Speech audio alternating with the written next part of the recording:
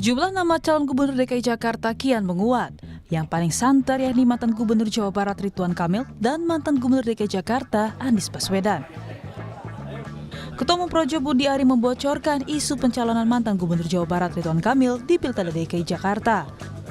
Menurut Budi Ari, RK akan maju di Pilkada Jakarta jika calon Presiden Anies Baswedan kembali maju di Pilkada Jakarta. Sebelumnya, Partai Golkar memproyeksikan Ridwan Kamil untuk menjadi bakal calon gubernur di dua provinsi, yakni DKI Jakarta dan Jawa Barat. Gini loh, nggak apa-apa. Memang di Jawa Barat nggak apa-apa, di DKI ini kan. Kamu nanti saya jelasin maksudnya. Bang, kalau jatuh di DKI siapa? Oh, belum dong. Jelasin sekarang aja Pak, di DKI gimana? Supaya kalau yang mau maju ada RK loh. RK sih standby di Jawa Barat, tapi kalau mau maju aku mungkin RK di DKI.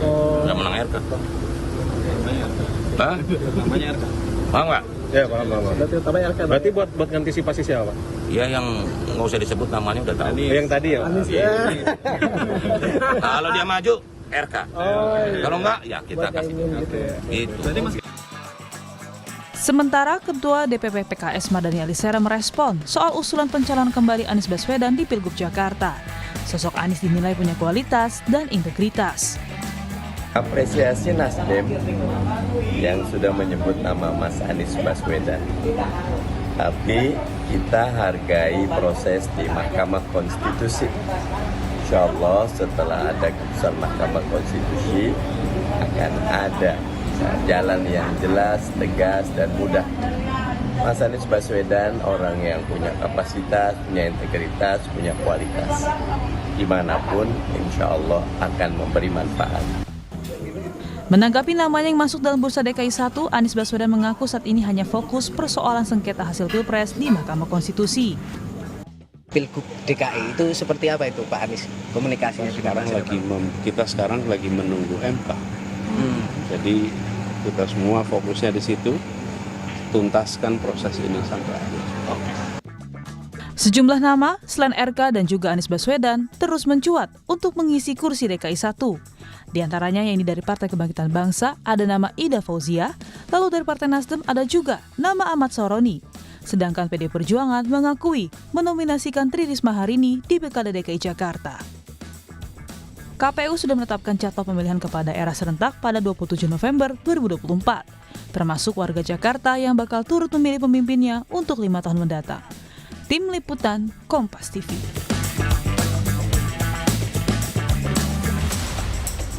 Saudara, Pilkada serentak baru akan dimulai bulan November mendatang. Namun isu Pilkada Jakarta sudah mulai memanas karena sejumlah nama yang mencuat. Lalu apakah nama-nama ini siap bertarung di kursi DKI 1 atau ada kandidat lain? Kita akan membahasnya di pagi hari ini dengan sejumlah narasumber yang sudah hadir di studio. Sudah ada politisi PDI Perjuangan yang juga anggota DPRD DKI Jakarta. Sudah ada Pak Gilbert Simanjuntak. Selamat pagi Pak Gilbert. Selamat pagi Mbak Desti. Ya, mohon maaf lahir batin dulu ya. Sama. Kemudian juga ada melalui sambungan Zoom, ada juru bicara Partai Keadilan Sejahtera, ada Kang Pipin Sopian.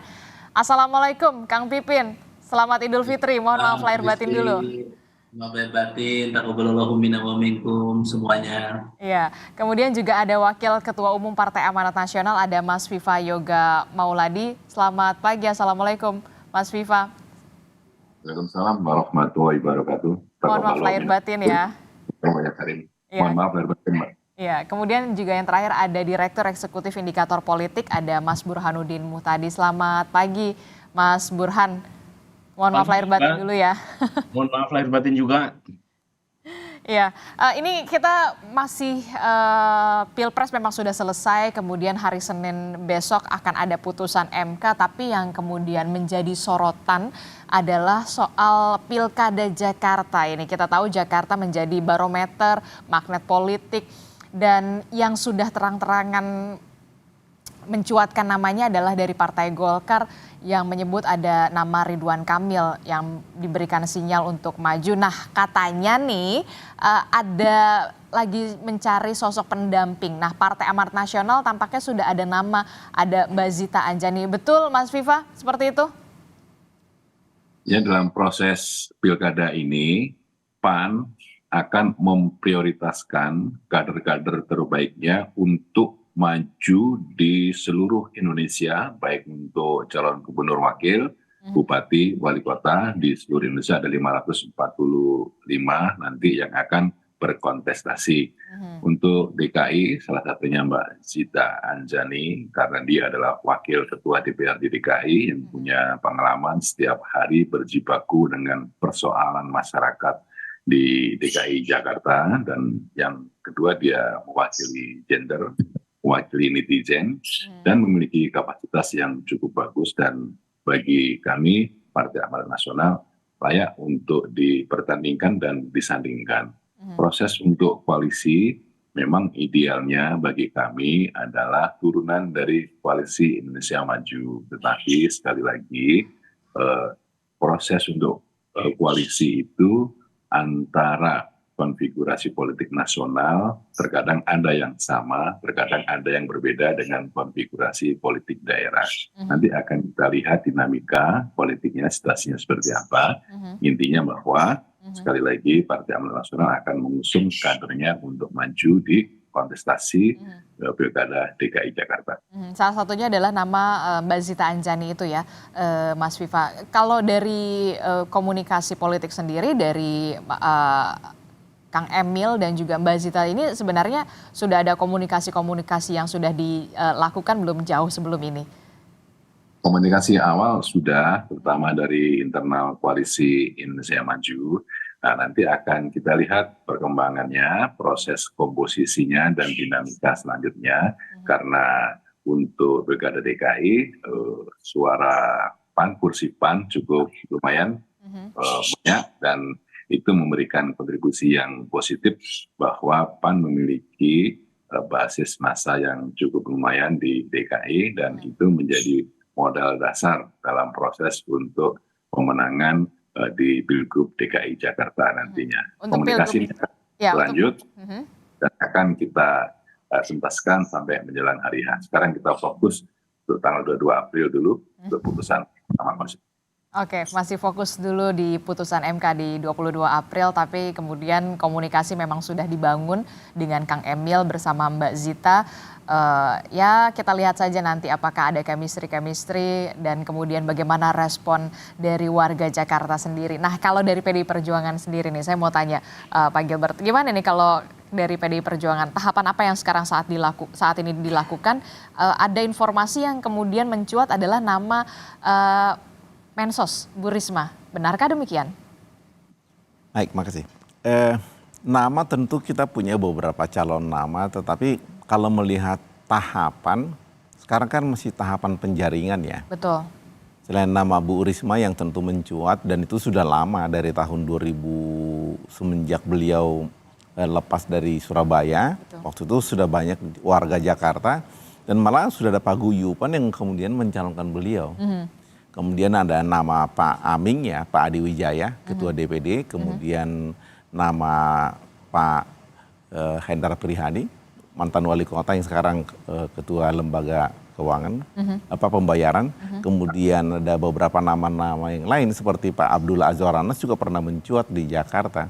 Dan tentu ini kan prosesnya kalau melihat apa yang selama ini berjalan, kita tidak kehabisan kader untuk kemudian dimajukan, dan tahap sekarang adalah tahap penjaringan. Cuman memang agak sedikit mesti kita lihat apakah tahapan ini menggunakan data dari hasil pemilu yang lalu atau yang sekarang. Karena kalau hasil pencalonannya ini kan sekitar tanggal 24 Agustus ya terakhir ya. Apakah kemudian sudah dilantik anggota yang baru atau belum? Karena kalau kemudian belum, artinya kita menggunakan data yang lama, PDI Perjuangan bisa membawa calon sendiri. Tapi kan sekarang berkurang suara, mungkin harus koalisi. Walaupun sendiri sebenarnya tentu harus berkoalisi ya, karena ini bukan perkara yang mudah mengurus Jakarta. Kita butuh teman, dan memang hakikat dari demokrasi kan hidup bersama sebenarnya. Jadi PDI Perjuangan pastikan ada harus koalisi untuk Pilgub Jakarta. Tentu. Termasuk juga nama Bu Risma ini kan cukup cukup moncer, cukup cemerlang. Menjadi salah satu pertimbangan juga yang terkuat dari PDI Perjuangan. Bu Risma sendiri punya track record yang sangat bagus waktu menjadi wali kota Surabaya dan berhasil. Sebagai contoh, suhu Surabaya turun 2 derajat. Kalau kita pergi ke Surabaya kan lebih adem sekarang. Tentu itu membuat orang melihat ada kinerja yang nyata. Bukan cuma jualan popularitas di medsos. Tetapi benar-benar masyarakat merasakan arti dari seorang kepala daerah yang bekerja buat rakyat. Dan sepanjang jadi menteri pun Bu Risma pernah mengajak saya jam 5 pagi ke Cakung untuk melihat masyarakat dalam hal masalah sosial. Saya sendiri bingung beliau jam berapa tidur. Karena saya dengar beliau tidur jam 1, jam 2, jam 5 sudah ada di Cakung dan saya kaget juga. Sampai sekarang saya kira beliau masih bekerja keras buat Indonesia. Dan memang pola itu mungkin sudah mendarah daging buat Bu Risma. Sehingga kalau dikatakan menjadi calon terkuat ya mungkin penerimaan masyarakat cukup banyak ya. Karena sebelumnya juga sudah ada paguyupan. Dan saya diminta waktu itu untuk kemudian ikut terlibat dalam paguyupan tersebut, makanya saya tahu. Yang perlu di-underline jangan hanya populer di media sosial tapi juga benar-benar harus kerja nyata. Itu yang kemudian tampaknya dibutuhkan sekali untuk Jakarta saat ini. Jakarta itu rumit. Rumit pasti. Dan masalah sosial di Jakarta sangat besar. Sebagai contoh, bagaimana kita membuat orang hidup nyaman di Jakarta bukan hanya masalah kesejahteraan tapi kebahagiaan juga. Bagaimana bisa bahagia, rumahnya saja di Bekasi harus 2 jam berjuang ke sini. Bagaimana membuat pemukiman yang cocok dengan upah minimum provinsi yang 5 juta di Jakarta, harusnya kan subsidi. Makanya rusun harus diperbanyak. Kemudian segala macam transportasi harus diperbaiki dan siapa yang sanggup melakukan itu? Tentu orang yang mampu bekerja, bukan yang populer. Tapi seorang pekerja, dan untuk mencari itu masyarakat harus kita ingatkan. Yang kita cari itu bukan orang yang kemudian populer jualan ini, jualan itu, tetapi pekerjaan yang sebelumnya bagaimana. Track record sangat penting. Oke. Track record sangat penting, jangan hanya populer saja tidak cukup, tapi memang benar-benar mau bekerja dan mampu bekerja untuk membenahi Jakarta yang masalahnya kompleks sekali. Nah kalau dari PKS sendiri bagaimana? Saya sebelumnya beberapa bulan yang lalu sempat ngobrol ya Kang Pipin dengan Pak Hidayat Nur Wahid kalau tidak salah, itu ada 5 nama. Kalau dari 5 nama tersebut sampai saat ini tahapannya seperti apa? Betulkah ada nama Pak Anies di sana di dalamnya, Kang Pipin? Ya Mbak Adisti, saya kira untuk Pak Anies kami memang fokus saat ini ya optimis bahwa Mahkamah Konstitusi akan memberikan rasa keadilan dan menerima gugatan dari kami. Sehingga bagi kami memang Pak Anies fokusnya adalah untuk menjadi capres dan kita harapkan beliau menjadi Presiden Republik Indonesia. Itu yang kami akan perjuangkan terus. Sehingga kalau berbicara calon gubernur DKI Jakarta tentu saat ini kami mempertimbangkan karena kami saat ini sebagai pemenang pemilu di DKI Jakarta dengan raihan 16% suara dengan 18 kursi di DPRD DKI, maka kami perlu memperjuangkan kader terbaik kami untuk menjadi calon gubernur DKI. Dari DPW DKI memang sudah mengajukan kepada DPP PKS untuk mengusung 3 nama. Satu adalah Pak Sohibul Iman, mantan Presiden PKS dan saat ini juga sebagai Wakil Ketua Maju Syuro PKS yang track recordnya luar biasa, berprestasi memimpin PKS pada masanya. Yang kedua adalah Dr. Mardhani Alisera yang kita sudah tahu beliau adalah tokoh nasional di DKI, anggota DPR RI. Dan ketiga adalah Ketua DPW PKS DKI Jakarta yaitu Pak Khairuddin. Beliau sukses menaikkan suara PKS di DKI Jakarta atau sekarang disebut dengan daerah khusus Jakarta. Nah jadi bagi kami tentu ya kami mengingat 2004 lalu sebagai pemenang pemilu, kemudian kami juga berpengalaman waktu itu sempat mengusung Pak Hidayat Nur Wahid.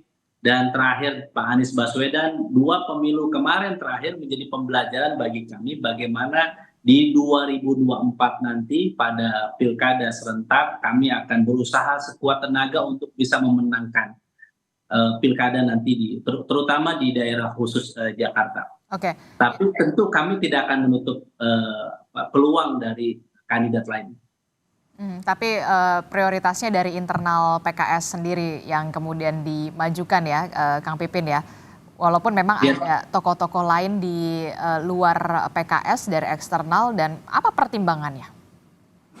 Ya tentu kami mempertimbangkan ya tokoh-tokoh lain yang punya leadership, punya manajerial yang bagus, terus kemudian bisa membangun komunikasi antara di level daerah maupun di level nasional, dan juga bagaimana nanti transisi daerah DKI menjadi DKJ ini. Jadi beberapa tokoh misalnya sudah ada penyebutan nama Pak Sudirman Said ya. Beliau adalah tokoh yang di koalisi perubahan yang kemarin memiliki hubungan yang baik dengan PKS, PKB, dan Nasdem, dan juga punya hubungan dengan partai-partai lain. Nah, sosok-sosok inilah nanti yang akan tentu kita akan pertimbangkan dan jadi pembahasan. Tapi kami sekali lagi tentu akan memperjuangkan kader internal kami yang bisa diterima oleh semua pihak. Tentu apakah nanti dipasangkan atau seperti apa, ya saya kira nanti DPP PKS, Presiden PKS, beserta pimpinan PKS akan memutuskan yang terbaik. Bagi kami saat ini transisi dari daerah khusus ibu kota menjadi DKJ ini menjadi perhatian. Bagaimana prestasi Pak Anies memimpin DKI Jakarta ya, ketika beliau memimpin banyak perubahan yang terjadi ya, bagaimana taman kota, perbaikan transportasi, Jaklingko, sehingga ini diharapkan tidak hanya menjadi di DKI tetapi juga di daerah-daerah yang lain. Nah, menindaklanjuti dari prestasi Pak Anies ini butuh orang-orang yang punya integritas, punya kapasitas, dan akseptabilitas dari partai-partai yang lain serta tokoh-tokoh yang ada baik di level daerah khusus Jakarta maupun di level nasional, sehingga nanti pembangunan akan terus terjadi di daerah khusus Jakarta, sehingga proses transisi dari daerah khusus ibu kota menjadi daerah khusus Jakarta ini bisa terjadi dengan baik. Oke, kalau dari ucapan dari Kang Pipin tampaknya oke lah, dari Mas Anies sendiri memang sudah baik begitu, tapi kemudian fokus dulu deh kalau Mas Anies ini di capres-capresan, berarti nggak tertarik lagi untuk dilanjutkan sama Mas Anies begitu, Kang Pipin? Kalau Anda tanya per hari ini, kami fokus untuk menjadikan Pak Anies sebagai calon presiden. Dan untuk kalau misalnya gugatan di MK ini terjadi, maka ada dua kemungkinan nanti. Pertama adalah 3 calonnya bertarung kembali tanpa Gibran. Yang kedua adalah bertarung antara 01 dan 03. Dan kalau itu terjadi, kami optimis bahwa Pak Anies akan menjadi Presiden Republik Indonesia. Itu harapan kami, mungkin juga harapan para pendukung Amin dan yang lainnya. Oke, ya untuk hari ini begitu ya, tapi nanti sebulan 2 bulan lagi kita belum tahu ya, karena dinamikanya masih sangat cair sekali, apalagi untuk Pilkada Jakarta ini. Mas Burhan, ini kalau dari analisa Anda, seberapa kuat kemudian partai yang jadi pemenang Pileg untuk akhirnya calon yang diusung ini bisa menang? Kalau kita lihat tadi Kang Pipin sudah menyinggung soal bagaimana kursi Partai Keadilan Sejahtera yang kemudian nomor 1 di Jakarta, kemudian ada PDI Perjuangan, ada juga Golkar, Partai Amanat Nasional. Bagaimana peluangnya kalau soal ini, Mas Burhan? Ya, secara umum kalau kita melihat era pemilu secara langsung, baik Pilpres sejak 2004 maupun pemilihan eksekutif di tingkat daerah, Pilkada sejak 2005 sampai sekarang, itu pola yang mengemuka, pola yang muncul adalah kekuatan figur lebih utama dalam menentukan kemenangan ketimbang kekuatan partai. Jadi terjadi semacam personalisasi politik Indonesia, terutama sejak sistem proporsional terbuka diperkenalkan. Dan itu membuat kekuatan partai itu menjadi less influential. Karena satu, partai politik kita terlalu banyak, kemudian terjadi semacam party alignment, penurunan tingkat kedekatan pemilih terhadap partai ID yang luar biasa besar, dari 85% di tahun 99 terakhir tinggal 12%. Jadi pemilih kita itu makin volatile, mereka bisa pindah ke lain hati dalam waktu cepat. Dan itu pula yang menjelaskan mengapa proses pilkada maupun pilpres itu partai seringkali hanya ditempatkan sebagai event organizer, sebagai nominator, tetapi proses pemenangan sangat bergantung pada kekuatan figur dari si calon. Dan itu pula yang menjelaskan mengapa muncul banyak split ticket voting, partai menentukan pilihan kepada calon tertentu, tetapi basis masanya memilih berdasarkan pilihan mereka masing-masing. Ketokohan. Jadi poin saya, ya ketokohan, poin saya, karena pola semacam ini tidak bisa dirubah dalam waktu dekat, sementara pilkada tinggal beberapa bulan lagi, Betul. maka meskipun masing-masing partai punya kepentingan subjektif untuk mengajukan kadernya, dan tentu saja baik untuk meminta publik agar memilih calon berdasarkan faktor kompetensi, faktor integritas, tetapi faktor-faktor semacam ini kan ujungnya dalam perilaku pemilih dipersepsi secara subjektif juga oleh pemilih. Aha. Orang yang dianggap kompeten oleh konstituen A itu bisa berbeda dengan mereka yang memilih konstituen partai B. Jadi ujungnya akhirnya sesuatu yang subjektif tadi harus diobjektifikasi. Nah, apa ukuran objektifikasinya? Ya suka tidak suka survei opini publik. Oke, dari survei Anda begitu, dari indikator sendiri melihat siapa sebenarnya tokoh-tokoh yang kuat sekali untuk bertarung di Pilkada Jakarta ini? Ada nama Anies Baswedan, kemudian ada nama RK, ada nama Bu Risma, dan dari PKS juga dari internalnya. Kalau dari Anda sendiri melihat siapa saja nih calon terkuatnya berdasarkan ketokohan ya? Iya, jadi nah ini menarik ya. Survei sendiri kan tidak statis ya, sangat dinamis. Ya. Misalnya Ibu Risma beberapa waktu lalu termasuk top 2 ya. Jadi termasuk calon yang punya kompetisi elektoral tinggi, tapi belakangan agak turun pesonanya secara elektoral. Kenapa? Menurutnya terutama sejak menjadi Menteri Sosial. Oke. Ya. Jadi waktu beliau masih menjadi wali kota Surabaya itu elektabilitasnya tertinggi kedua, Ibu Risma itu. Nah lagi-lagi soal kenapanya kan kita bisa melakukan analisis secara kualitatif ya. Tetapi poin saya dinamika elektoral itu tidak statis. Sekarang yang paling tinggi namanya Ridwan Kamil, tapi selisihnya tidak jauh sama Mas Anies. Ya, dalam margin of error. Ahok menarik, Ahok itu nomor 3, selalu dia punya segmen pemilih loyal terutama di kalangan etnik Tionghoa dan non muslim. Tetapi juga lagi-lagi ketika dikerucutkan kan kita punya 35 nama tuh. Kalau kita kerucutkan suara Ahok tidak bertambah tuh dari pendukung calon yang namanya di shortlist. Artinya untuk mendapatkan basis pemilih baru berat juga buat Ahok ini. Jadi lagi-lagi kita mendapati satu fenomena di mana Jakarta itu dinamika elektoralnya sangat tinggi. Peringkat pertama, kedua, hingga peringkat ke-9 itu selisihnya tidak terlalu jauh.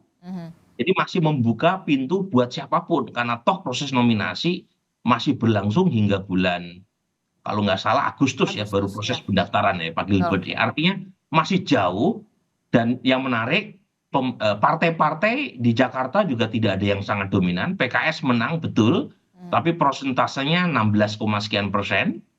Kemudian disusul oleh PD Perjuangan sekitar 14%. Kemudian Gerindra 12%, Golkar 8%, PKB 7%. Jadi dari sini saja sudah terlihat ya, tidak ada kekuatan politik maupun kekuatan tokoh yang sangat dominan, dan karenanya membuka pintu buat siapapun untuk mencoba peruntungan di Pilkada DKI Jakarta tahun ini. Oke, masih sampai bulan Agustus pendaftaran begini ya, kita baru dibuka, kita akan tunggu. Tapi begini, tadi Anda menyebutkan ada nama RK, kemudian ada nama Pak Anies yang kemudian juga masih mencuat, kemudian ada Bu Risma yang tadi Anda juga sebutkan elektabilitasnya cenderung menurun ketika menjadi Mensos. Apakah kemudian nantinya tokoh-tokoh yang kuat sebagai calon gubernur Jakarta ini juga harus diimbangi dengan tokoh sebagai cawagupnya? Iya, justru Risti, kalau calon gubernurnya tidak terlalu kuat secara elektoral, artinya tidak begitu dominan, artinya cawagup kan menjadi krusial. Jadi cawagup menjadi krusial, terutama 2 hal ya. Pertama, cawagup diharapkan mampu membawa partai untuk menggenapi kekurangan syarat administratif nominasi calon kepala daerah. Karena kita tahu syarat untuk mencalonkan kepala daerah kan 20-25%, persis syarat pilpres. Sementara pemenang pemilu tidak ada yang mencapai syarat minimum untuk bisa mengajukan cakada calon gubernur tanpa harus berkoalisi dengan partai lain. Itu sumbangan pertama yang diharapkan dibawa oleh calon wakil gubernur. Jadi dia harus membawa partai. Apakah dia orang partai atau tidak, yang penting dia harus bawa partai. Yang kedua, karena proses pemilu bukan hanya sekedar menggugurkan kewajiban administratif ambang batas pencalonan kepala daerah, calon wakil gubernur juga harus punya daya persona sendiri secara elektoral. Yang ketiga, nah ini bonus ya. Kalau misalnya calon wakil gubernur juga punya kekuatan teknokratik. Ya, ini penting karena kalau mereka menang tetapi tidak punya kemampuan teknokratik, Tidak bisa menyeimbangi. tidak punya integritas, itu juga repot, kasihan gubernurnya gitu. Dan kasihan warga Jakarta gitu. Oke, jadi harus seimbang begitu antara elektabilitas juga untuk meningkatkan elektoral, tapi juga kemampuan teknokratik itu yang kemudian menjadi penting juga khususnya untuk apa ya, bisa mengatasi masalah-masalah yang benar-benar kompleks sekali di Jakarta. Nah, siapa saja nama-nama yang kemudian juga mencuat sebagai calon wakil gubernur Jakarta menurut Mas Burhan, lalu kemudian juga ada Pak Gilbert juga. Nanti kita akan tanyakan siapa yang sosok ideal tepatnya dari PDI Perjuangan sebagai cawagup, Kang Pipin dari PKS, tapi jangan dijawab dulu, tetaplah bersama kami di Sapa Indonesia Pagi. Terima kasih Anda masih bersama kami di Sapa Indonesia Pagi. Saudara, kita masih membahas bagaimana perebutan kursi Jakarta 1. Kalau kita tidak bisa menyebutnya lagi daerah khusus ibu kota ya, karena memang sudah daerah khusus Jakarta. Masih bergabung bersama kami ada Pak Gilbert Simanjuntak, kemudian ada Kang Pipin Sopian, kemudian juga ada Mas Burhan. Nanti juga akan menyusul Mas Viva Yoga yang juga akan kembali bergabung. Saya ke Pak Gilbert dulu. Pak Gilbert, Anda sepakat nggak kalau tadi Mas Burhan mengatakan elektabilitasnya Bu Risma ini agak sedikit meredup ketika menjadi mensos dibandingkan ketika Bu Risma ini menduduki jabatan sebagai wali kota yang kita tahu betul-betul kinerjanya moncer sekali, nggak usah di apa ya, ya udahlah kalau Bu Risma jadi wali kota ini kemarin benar-benar oke banget lah gitu. Anda sepakat? Saya tidak melihat itu sebagai sebuah hal yang menjadi dominan dalam penentuan calon gubernur maupun kemudian dalam bekerja.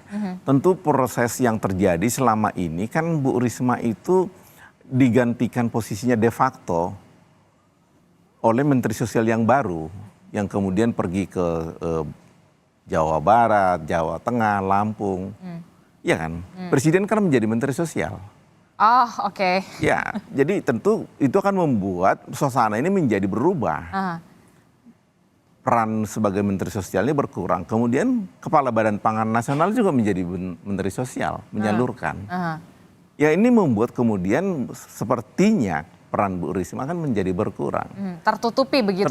Karena lebih dominan Presiden, maksud Anda begitu? Iya, dan kemudian dana sendiri kan beliau hanya menyalurkan sekian puluh triliun dari dominannya malah bukan di luar beliau. Dan waktu kemudian di sidang MK kemarin maupun dengan rapat dengan DPR. Itu juga disampaikan oleh beliau dan semua terperangah. Jadi kalau dikatakan karena itu sekarang fenomena Bu Risma agak sedikit menurun, ya wajar-wajar saja ada Menteri Sosial yang baru yang bukan tupoksinya yang mengerjakan itu untuk kepentingannya, kepentingan pribadinya begitu ya. Jadi saya tidak menganggap itu sebuah hal yang kemudian menjadi pertimbangan, tetapi ada sesuatu yang kemudian juga ada fenomena baru ini. Aturan mengenai 2 putaran pemilihan gubernur kalau tidak mencapai 50% kan dibuat di PKPU kan, peraturan KPU. Tiba-tiba di dalam undang-undang daerah khusus Jakarta yang baru muncul menjadi undang-undang di bawah undang-undang dasar. Ini kan menjadi aneh, ini produknya menjadi produk undang-undang yang buat saya agak sedikit ya terus terang tidak gembira begitu. Karena itu kan peraturan PKPU yang kemudian diangkat menjadi undang-undang, apa urusannya itu mesti masuk dalam undang-undang daerah khusus Jakarta. Karena kemudian di dalam PKPU kan itu dibuat untuk kemudian Irian Barat. Nah sekarang Irian Barat sudah 5 atau 4 begitu. Kemudian daerah khusus Jakarta, Aceh, untuk kemudian 50% plus 1. Sesudah ini kemudian berubah dan Jakarta bukan lagi DKI sesuai PKPU, tentu berubah. Tapi kenapa diangkat ke tingkat undang-undang yang jauh lebih tinggi kelasnya dibandingkan PKPU, itu juga menjadi persoalan yang saya kira akan membuat Jakarta ini menjadi makin rumit untuk kita kelola. Harusnya kita buat lebih mudah, mencari kader yang bekerja dengan baik, bukan sekedar kemudian hanya menang di Jakarta, mengandalkan yang bukan kinerja tapi mengandalkan elektoral atau popularitas di medsos dan segala macam. Seperti yang tadi dikatakan oleh Pak Mu tadi, ya kita mementingkan warga Jakarta harusnya, karena tujuan parpol itu kan sebenarnya mensejahterakan masyarakat kan. Dan kita harus mendidik, jangan lagi membawa calon yang kemudian memecah belah, tetapi yang mempersatukan. Kalau begitu, kita akan melihat Jakarta ini lebih tenang, sehingga menjadi barometer untuk kemajuan. Sebagai contoh, sewaktu Jakarta membuka pola transparansi berupa electronic budgeting, membuat seluruh kepala daerah se-Indonesia itu terpacu untuk melakukan itu, karena malu.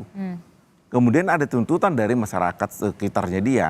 Sesudah kemudian mereka melakukan electronic budgeting, Jakarta malah menutup di zamannya gubernur yang lalu. Dan itu kemudian tentu kita tidak berharap Jakarta itu mundur. Kita berharap Jakarta maju. Ya pastinya dengan sosok yang memang mampu bekerja untuk membereskan Jakarta. Dan kemudian membuat Jakarta itu rukun. Dan Anda melihat sosok Risma ada di... Ada. Kinerjanya tidak kita ragukan. Baik, kalau... Tapi saya tidak dalam proses yang terlalu maju dulu ke situ ya, menunggu penetapan. Kalau dari Mas Viva sendiri dari Partai Amanat Nasional, Anda melihat sosok Zita Anjani ini memang mumpuni untuk mendampingi Kang Emil begitu? Karena memang dibutuhkan juga, tadi Mas Burhan mengatakan, Cawagup sebaiknya juga punya kemampuan teknokrat. Mas Viva. Demografi khususnya daerah khusus Jakarta yang merupakan daerah metropolitan, basis konstituen masing-masing partai politik itu saya rasa sangat spesifik karena dia adalah menjadi daerah metropolitan. Dan dari sisi itu saya rasa tingkat keterpilihan dari masing-masing pasangan calon itu bukan hanya ditentukan oleh seberapa tingginya party ID, tapi juga dari tingkat popularitas dari calon yang akan berlaga di DKI. Jadi sesungguhnya popularitas itu juga harus diimbangi dengan keterpilihan dari kekuatan masing-masing partai politik, meskipun pilkada lebih mengarah pada peningkatan kualitas dari figur, tetapi dari sisi basis itu juga harus mempertimbangkan siapa figur yang akan maju untuk pilkada daerah khusus Jakarta. Dan kami punya keyakinan bahwa jika nanti proses komunikasi dan koalisi dalam pasangan calon itu akan ditentukan, dan sekali lagi PAN akan mengusung calon internal, kader sendiri kita yang akan kita rencanakan untuk maju. Saya rasa Mas Viva, proses keterpilihan itu juga harus mempertimbangkan nilai popularitas dari calon. Kalau kemudian masyarakat tidak mengetahui, tidak kenal, dan tidak populer, tentunya juga mereka tidak akan memilih. Jadi proses untuk itu saya rasa kaum netizen itu akan ada insentif elektoral jika dia memilih yang sesuai dengan karakternya, yang sesuai dengan keterpilihannya, dan itu menjadi kekuatan tersendiri bagi Partai Amanat Nasional yang saat ini ada rasa ada rasa semangat baru bahwa kaum muda itu sebagian besar adalah memilih Partai Amanat Nasional.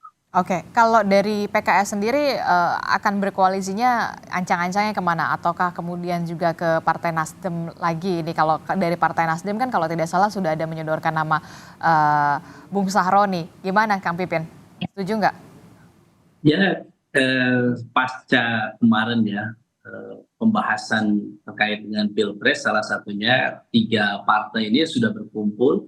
Ketiga sekjen juga sudah membahas secara khusus bagaimana tindak lanjut koalisi perubahan ini juga berlanjut ke DKI Jakarta, salah satunya di Pilkada. Ya, dan tentu kami punya dua kriteria ya untuk ke depan bagaimana setiap hajatan politik, wabil khusus pilkada, memang ada dua kemampuan yang harus dimiliki. Yang pertama adalah capacity to win, yang kedua adalah capacity to govern.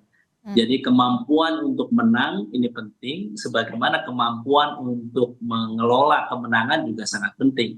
Jadi sosok-sosok itu akan diukur ya, bagaimana tadi elektabilitasnya tentu kita bahas dari ketiga partai itu. Tetapi kami tentu ya berharap bahwa melihat juga dari sisi kemenangan siapa yang paling tinggi kursinya di DPRD DKI. Ketika kami di PKS ini di angka 16%, tertinggi dibandingkan PKB dan Nasdem, ya kami tentu akan bernegosiasi agar Punya daya tawar lebih ya. Betul, betul. Adapun nanti wakil tentu kita akan pertimbangkan siapa yang bisa membuat duit tunggal atau duo dinamik. Bagi kami pengelolaan DKI ini sangat penting. Kami sering menyebutnya ini sebagai Indonesia 3 ya, RI 3. Jadi kalau RI 1, RI 2-nya adalah presiden dan wakil presiden, DKI ini adalah RI 3. Jadi karena ini mengelola daerah khusus Jakarta ini mengelola semua potensi ini sebagai miniatur Indonesia yang ada di Jakarta. Jadi sekali lagi kami serius sungguh-sungguh menyiapkan kader tokoh terbaik bangsa yang bisa menyatukan seluruh elemen bangsa dan bisa memastikan pertama adalah memiliki leadership dan manajerial yang bagus supaya proses transisi Jakarta ini smooth dan bisa memberikan kesejahteraan bagi rakyat Indonesia. Jadi kami tidak berharap ketika Jakarta ditinggalkan, sudah tidak lagi menjadi ibu kota, kemudian ditinggalkan begitu saja, ya. Bagaimana nanti potensi bencana dan sebagainya, ini kepemimpinan ke depan harus memperhatikan. Jadi kami sekali lagi, meskipun kami menolak IKN, tetapi tentu kami ingin agar Jakarta ini betul-betul nyaman, aman, dan menjadikan Jakarta sebagai tempat yang tadi setuju bahagia ya, sebagaimana disebutkan oleh Pak Anies, maju kotanya dan bahagia warganya. Oke, itu tagline Pak Anies zaman dulu ya, Kang Pipin ya. Tapi sekarang lagi fokus dulu katanya, nggak usah dibahas dulu deh kalau misalkan soal Pilkada Jakarta, lagi fokus dulu 22 April. Nah, Mas Burhan, ini menarik. Ada transisi ketika daerah khusus ibu kota menjadi daerah khusus Jakarta begitu ya, karena kita tahu sudah ada disiapkan IKN. Apakah nama-nama ini ada nama Bu Risma, kemudian ada nama RK, ada nama Pak Anies, kemudian juga ada nama Zita Anjani, Bung Sahroni. Apakah ini memang nama-nama yang memang sengaja untuk dilempar ke publik dulu untuk direspon seperti apa, melihat respon publik sampai akhirnya punya nama kuat begitu ya, dan masih semagnetnya masih sebesar itukah kemudian Jakarta ini walaupun memang sudah tidak menjadi lagi ibu kota nantinya, Mas Burhan, ataukah kemudian ini menjadi apa ya, batu loncatan untuk karir politik seorang tokoh ketika mampu berada di Jakarta, membereskan Jakarta, akan ada karpet merah untuk RI 1 selanjutnya? Iya, saya setuju dengan Bung Pipin ya. Jakarta meskipun sudah kehilangan statusnya sebagai ibu kota, itu secara politik masih sangat menarik, masih sangat seksi ya. Jadi bahkan disebutnya RI 3. RI 3, itu betul. Jadi pertama karena meskipun ibu kota sudah pindah ke IKN, tetapi pusat pemerintahan, maksud saya pusat politik, pusat media, pusat bisnis itu masih terkonsentrasi di Jakarta. Pusat media terutama. Dan karenanya siapapun yang menjadi pemimpin di Jakarta itu ibarat akan melewati karpet merah. Karena bagaimanapun eksposur yang tinggi sebagai gubernur Jakarta itu memungkinkan dirinya untuk di-upgrade sebagai calon pemimpin nasional. Itu yang sudah dibuktikan setidaknya Pak Jokowi ya. Kalau Mas Anies kan masih menunggu nih ya proses di MK. Tetapi Pak Jokowi sudah membuktikan itu di 2012. Kemudian maju di 2014 dan menang. Nah, pertanyaannya bagaimana dengan konstelasi di Jakarta ya? Tadi saya ingin mengomentari koalisi yang dibentuk oleh PKB, Nasdem dan PKS ya. terutama untuk pilkada serentak di Jakarta bulan November ini. Menurut saya begini, lepas apakah koalisi perubahan ini mau dilanjutkan di tingkat pilkada Jakarta, mereka sudah punya kesepakatan atau tidak terkait dengan nama calon gubernur atau cawagup, lepas daripada itu, Risti, itu koalisi perubahan punya insentif politik untuk melanjutkan koalisi perubahan di tingkat nasional ke level Jakarta. Insentif politiknya adalah berkaitan dengan kenaikan suara ketiga partai ini di Jakarta. Ya.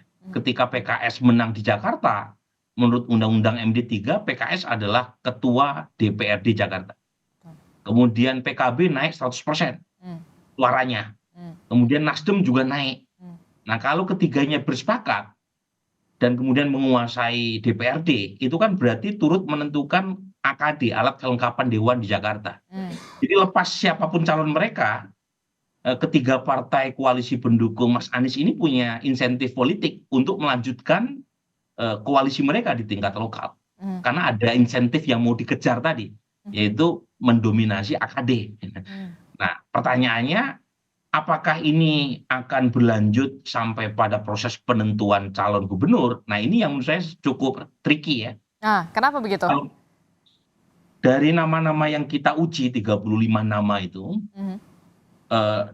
termasuk beberapa nama dari PKS, beberapa nama dari Nasdem, beberapa nama dari PKB ya, itu yang paling tinggi Ahmad Sahroni dari Nasdem.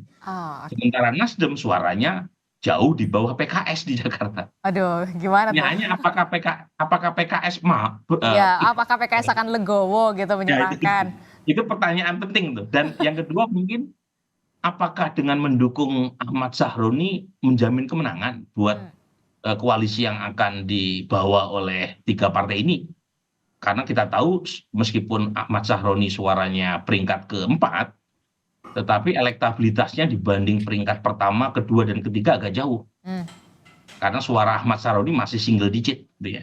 Jadi lagi-lagi ini menurut saya membuka komunikasi yang tidak mudah ya buat ketiga partai untuk memutuskannya.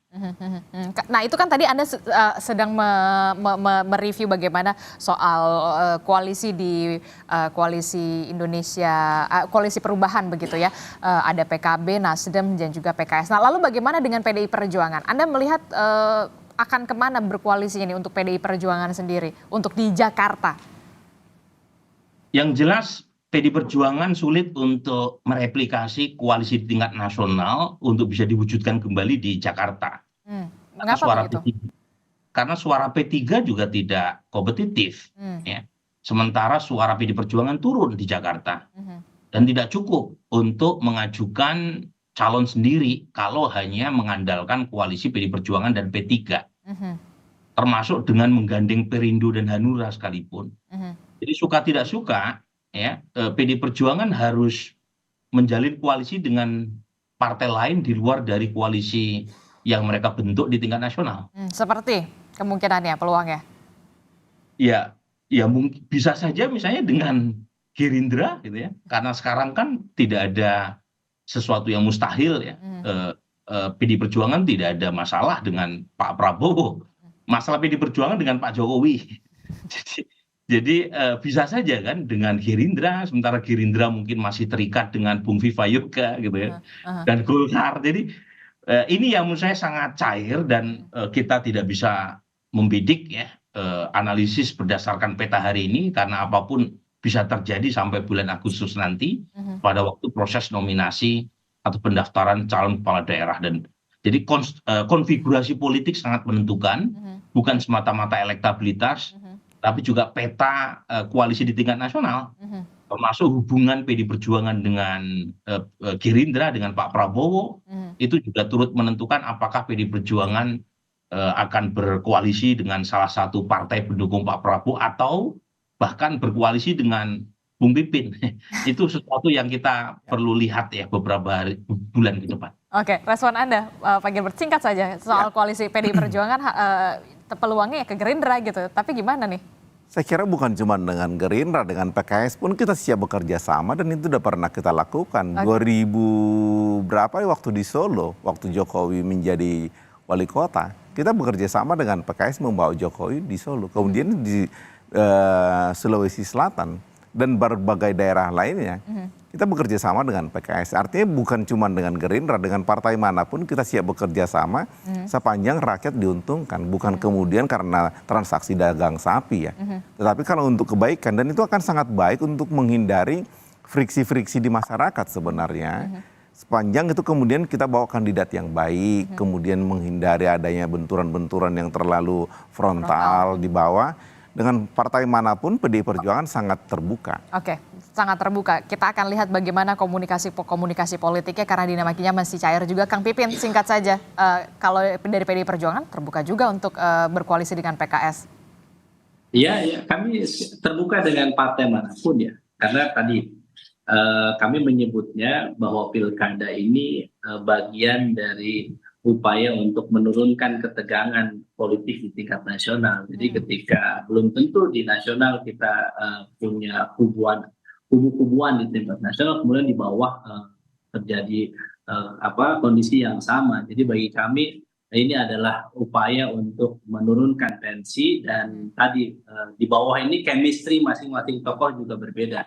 Jadi di DKI berbeda dengan di Jawa Tengah, di Jawa Timur. Jadi memang capacity to win dan capacity to govern ini yang menjadi penting bagi kita, supaya tadi bahwa pilkada ini hajatan politik betul-betul untuk kemaslahatan masyarakat. Kami tentu akan mendengarkan bagaimana respon dari kader struktur PKS, konstituen PKS, sehingga yang dikhawatirkan oleh Mas Burhan jarang terjadi di PKS. Kenapa? Karena pilihan pimpinan PKS selalu mendengarkan bagaimana aspirasi dari arus bawah dari. Oke, termasuk juga nanti legowo nggak kalau misalkan Bung Saroni ternyata punya elektabilitas yang jauh lebih tinggi dibandingkan dengan kader di internal PKS sendiri. Legowo nggak nanti kira-kira? Saat ini kami masih punya waktu ya untuk menaikkan stabilitas tokoh-tokoh kami ya. Waktu saat ini bulan April, Mei, Juni, Juli. Masih ada waktu lah ya, beberapa bulan lagi ya. Waktu untuk menaikkan. Dan DKI Jakarta kan kita sudah tahu wilayahnya, kader PKS juga paling banyak. Iya, lumbung suaranya sudah terprediksi lah ya. 3 modal utama yang dimiliki oleh PKS, yaitu militansi kader, soliditas struktur, dan amal jama'i, yaitu togetherness di antara tokoh yang ada. Jadi bagi kami 3 modal utama itu kami yakin di DKI Jakarta akan lebih maksimal. Sehingga kalau misalnya kader PKS yang akan dicalonkan, maka belajar dari sebelum dan daerah-daerah yang lain, mudah-mudahan seperti sebagaimana Sumbar, NTB, kader PKS bisa menang di DKI Jakarta. Oke, Mas Viva, singkat saja, kalau dari soal koalisi-koalisi ini bagaimana Partai Amanat Nasional sendiri, tentunya bersama dengan Gerindra? Pilkada bagi Partai Amanat Nasional sangat penting untuk membangun peradaban bangsa. Pemilu presiden sudah selesai dan sekarang pilkada serentak sebagai bagian dari proses regenerasi kepemimpinan politik yang sangat penting di dalam melakukan inovasi, perubahan-perbaikan terhadap bangsa dan negara, terutama yang ada dalam pembangunan daerah. Untuk koalisi di daerah khusus Jakarta, kita akan melihat perkembangan dan kita akan melakukan konsultasi dengan Prof. Burhan Muhtadi, bagaimana cara pemetaan, monitoring, survei, pendampingan, dan lain sebagainya. Tentunya ini sangat rasional dan nanti akan kita tentukan bagaimana posisi, komposisi koalisi. Kami berharap bahwa koalisi Indonesia Maju akan bisa turun menjadi bagian yang utuh, yang solid di DKI, di daerah khusus Jakarta sebagai bagian dari proses untuk pemenangan selanjutnya setelah Pilpres. Oke, yang pasti juga tidak hanya populer, punya elektabilitas, tapi juga penting benar-benar sosok pemimpin yang mau bekerja dan bisa bekerja untuk mengatasi masalah-masalah di Jakarta yang kita tahu memang kompleks betul, walaupun memang nantinya sudah tidak lagi menjadi ibu kota. Terima kasih saya ucapkan kepada Mas Viva, kemudian ada Kang Pipin, kemudian juga ada Pak Gilbert, kemudian juga ada Mas Burhan. Tentu saja masih cair dinamikanya. Lobby-lobby politiknya juga masih akan terus dilakukan.